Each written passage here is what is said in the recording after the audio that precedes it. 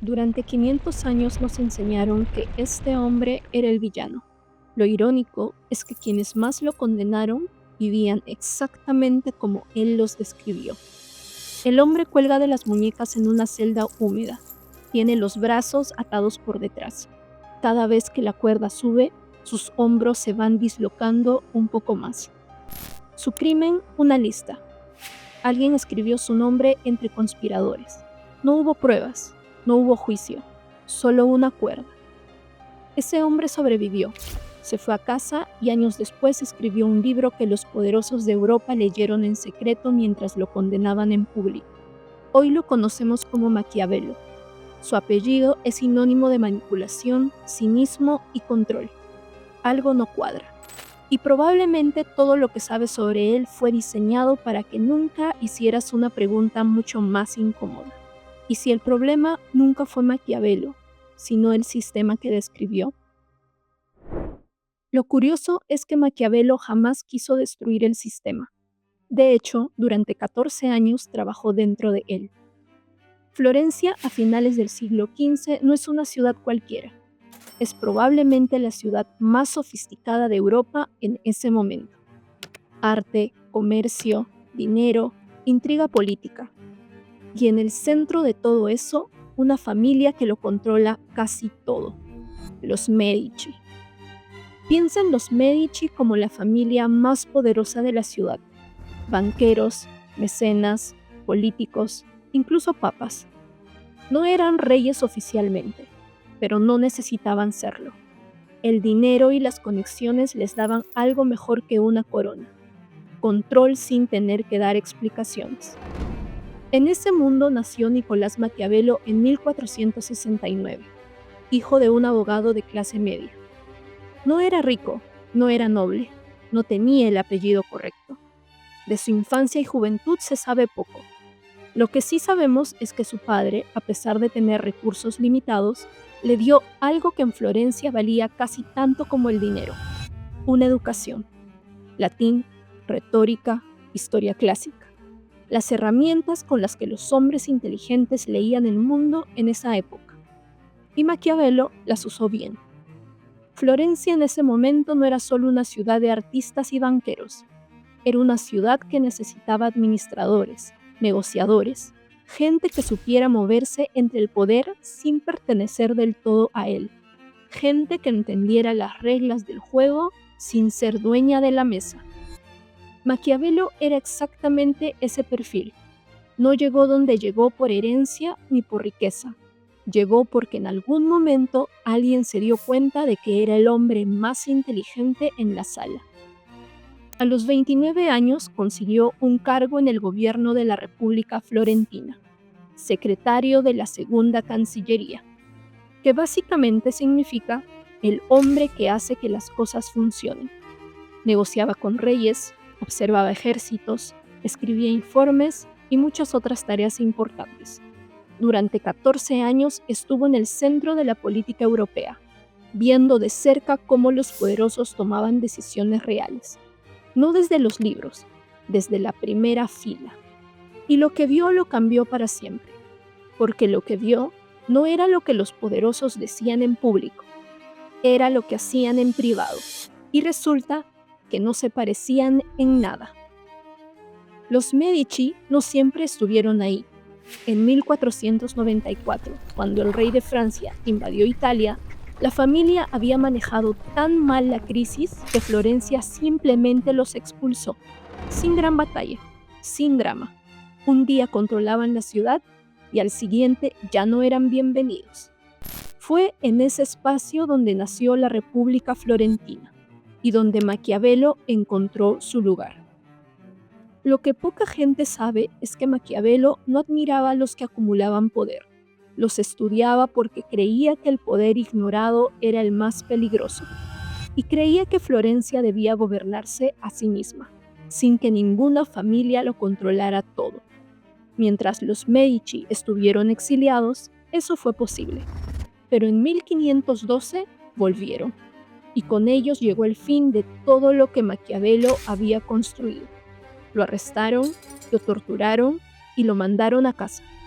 A los 43 años, El hombre que había negociado con papas y reyes, de repente no era nadie. Imagina perderlo todo de un día para otro. No solo el trabajo, la identidad completa. Durante 14 años Maquiavelo había sido alguien importante, el hombre al que llamaban cuando había que negociar algo delicado. Y de repente, nada.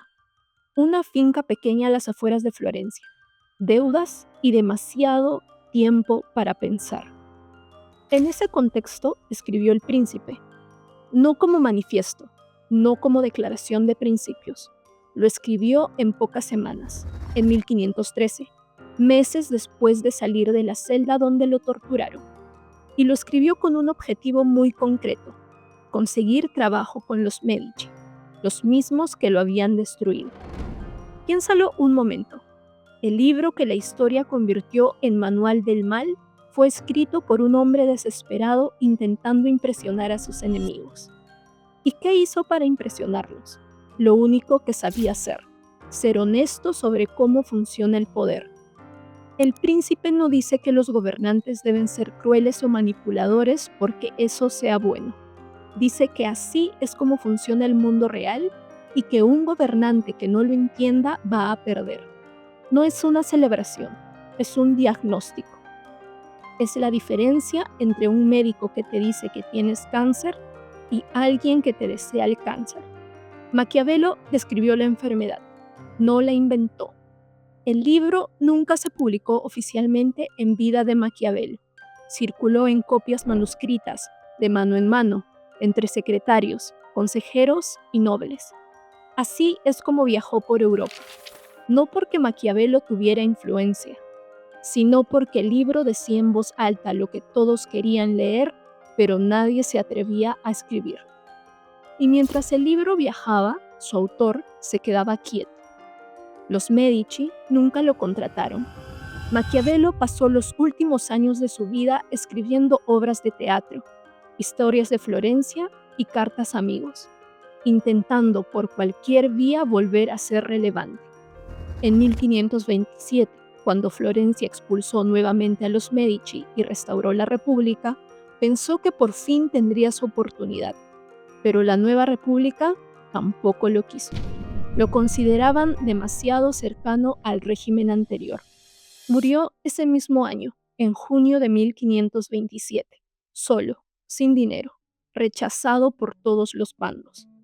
El hombre que escribió el libro más leído por los poderosos de Europa no consiguió que ninguno de esos poderosos le diera trabajo. Pero había un problema enorme con esa honestidad. Todos los reyes, papas y nobles de Europa hacían exactamente lo que Maquiavelo describía. Mentían, manipulaban, usaban la religión como herramienta política y eliminaban enemigos cuando era necesario. Lo hacían todos. La diferencia es que nadie lo había escrito en voz alta antes. Y cuando alguien escribe en voz alta lo que todos hacen en silencio, hay dos opciones: admitirlo o destruir al mensajero. Eligieron lo segundo. El Príncipe circuló por Europa durante décadas antes de que la Iglesia hiciera algo al respecto. Y eso no es un detalle menor. Significa que durante esas décadas los poderosos lo leyeron, lo estudiaron, lo usaron. Carlos V, el emperador más poderoso de Europa en ese momento, tenía una copia. Francisco I de Francia también. Se sabe que Catalina de Medici lo llevaba consigo. El Papa León X conocía el texto perfectamente. No era un libro prohibido, era un libro incómodo que los poderosos leían en privado mientras fingían escandalizarse en público. 32 años después de la muerte de Maquiavelo, en 1559, la Iglesia finalmente lo puso en el índice de libros prohibidos. ¿Y por qué tardaron tanto? Porque primero lo necesitaban útil, y cuando ya no lo necesitaban culpable. El momento en que maquiavélico se convirtió en insulto no fue accidental, fue conveniente. Los monarcas absolutos de Europa necesitaban una palabra para describir la manipulación y el cinismo político, pero no podían apuntarse a sí mismos. Necesitaban un nombre ajeno. un chivo expiatorio con apellido. Maquiavelo fue perfecto para ese rol. Ya estaba muerto, no podía defenderse. Su libro era lo suficientemente famoso para que todos supieran a qué se referían, y lo suficientemente malentendido para que nadie fuera a leerlo completo y descubrir la trampa. La trampa es esta. Si lees El Príncipe con cuidado, el comportamiento que describe no es el de Maquiavelo, es el de ellos, los reyes que lo condenaron, los papas que lo prohibieron, las élites que usaron su nombre como insulto mientras hacían exactamente lo que él había descrito. Lo convirtieron en el espejo que nadie quería reconocer, y en lugar de mirarse en él, lo rompieron.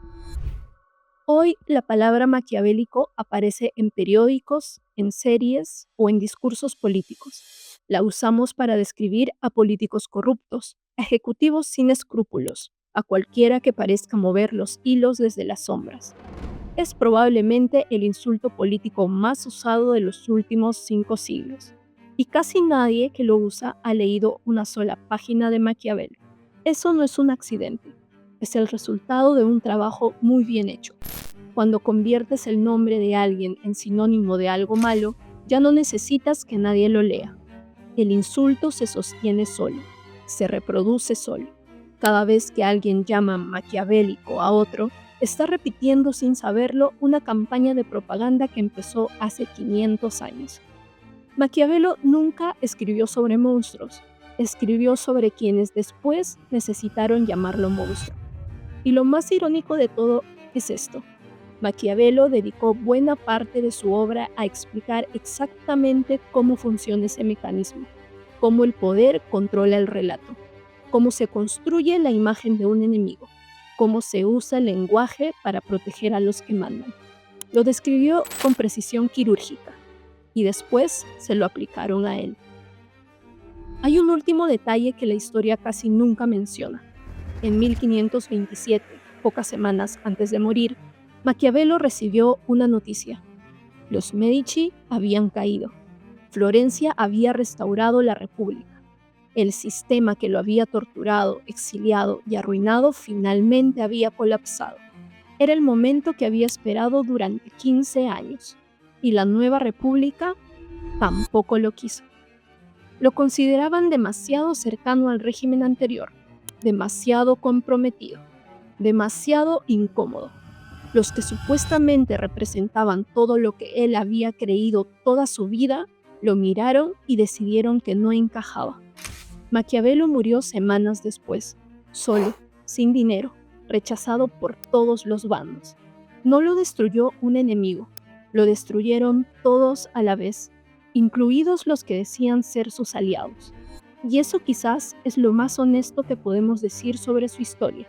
El hombre que mejor entendió el poder en su época no encontró un solo lugar en ese poder que fuera para él.